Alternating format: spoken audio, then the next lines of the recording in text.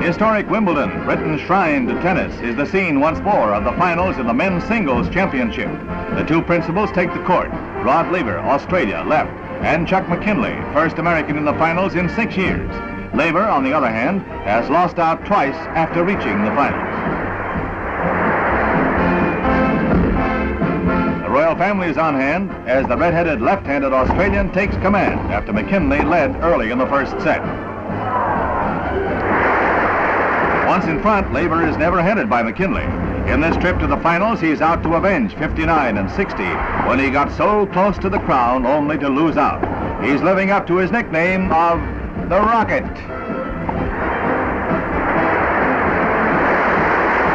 Laver serves again.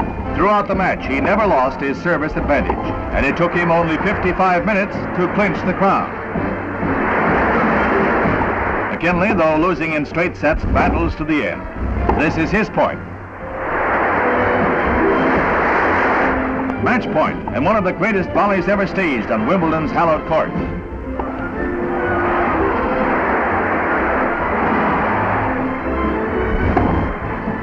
McKinley goes down fighting as Laver, changing pace at will, finally puts over match point.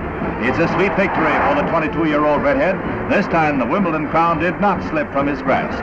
The reward for his straight set victory is the trophy presented by the Duchess of Kent. The Duchess honors a king.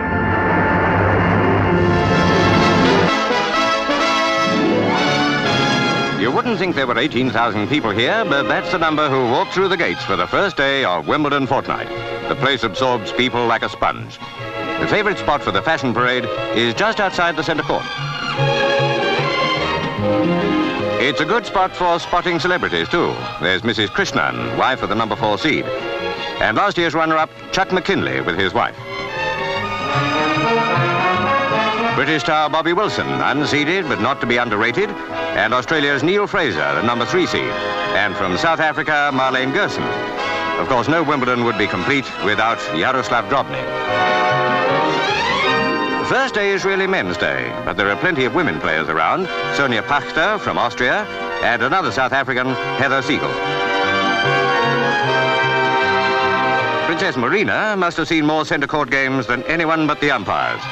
So now all the fans are here, and the serious business can start.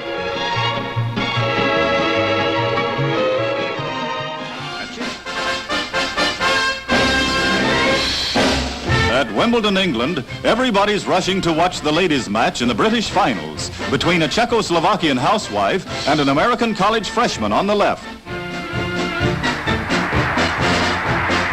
Vera Sukova of Prague serves. In the near court, 19-year-old Karen Hantze of Trinity College, San Antonio, Texas.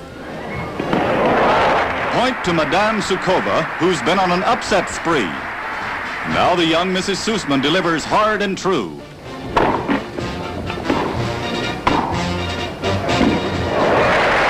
It's the Americans' point. The U.S. hasn't held the crown since 1958. Madame Sukova, in the near court, relies more on accuracy than power, but today the net gets in the way. Mrs. Susman serves match point. The match goes to Karen, who appears to look up and thank God for her good fortune.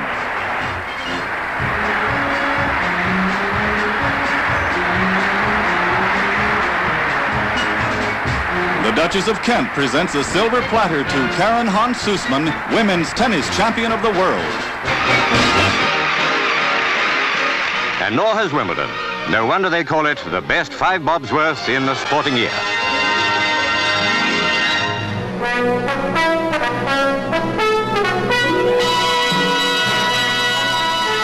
It's pleasant at Wimbledon, even this wet year, when the sun comes out and the covers are off the center court. The world-famous fortnight is a magnet that never fails to draw a full attendance on the big occasions. And today, it's perhaps the biggest occasion of the tournament. If you have sharp eyes, the man to look for is Chuck McKinley on the right, going in for the men's final against Fred Stolle of Australia. So off come the covers, and it's all set for the great match. It's easy enough to pick out the man from down under. Fred, 6'3", towers over the bounding American as they bow to the royal box. And there to see the battle between Stolly and McKinley are Princess Margaret and Princess Marina.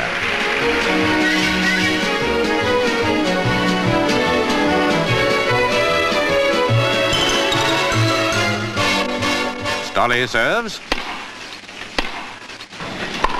And the point goes to Chuck McKinley. Stolly is serving again.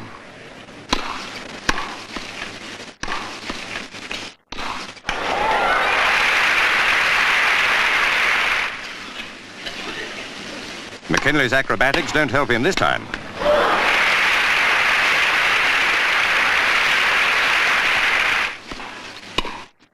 It's a ding-dong first set till the American takes it at 9-7.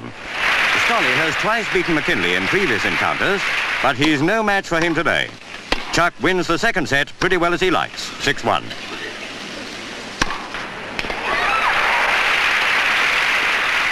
Stolly serving, match point against him in set 3.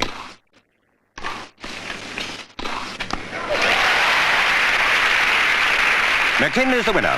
He's gone through the championship without dropping a set, a thing only 2 men have done before.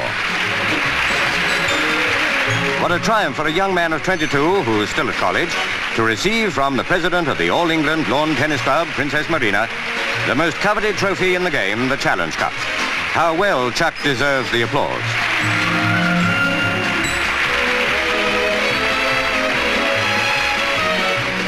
But next day, the weather does its worst. The people have waited hours, some of them all night. They just won't believe there'll be no play. When they're through the gates, they're determined to get the best places, even if they dissolve like so much sugar in the process. Of course, we all remember Deluge Saturday. Wimbledon completely washed out. So the championships go into the third week.